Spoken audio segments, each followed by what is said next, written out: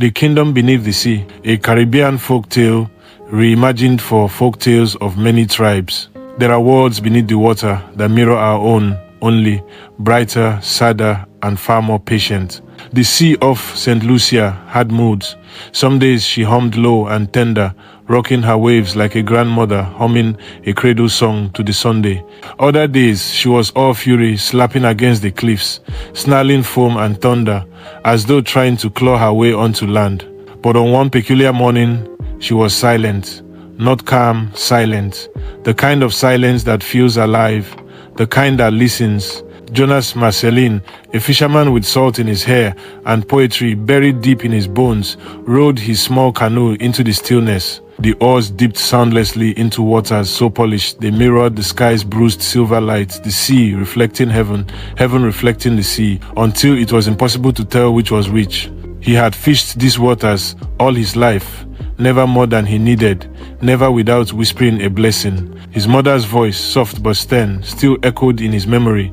The sea is a living woman, Jonas.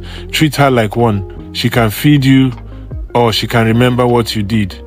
He smiled faintly at the thought, casting his net with reverence. The ropes slipped through his fingers, and for a while, the world was just him and the heartbeat of the tide. Then the net grew heavy, so heavy his arms trembled, but not with the weight of fish. Something glowed within the weave, a gentle, pulsing light, like moonfire trapped in gold.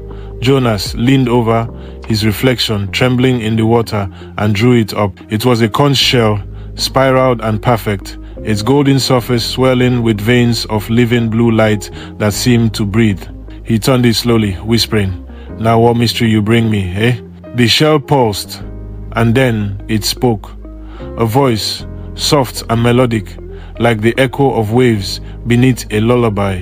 Jonas Marcellin, if you long for more than the surface, follow the song beneath. Jonas froze. The conch slipped from his trembling hands and fell into the sea with a splash that echoed far too loud for such still waters.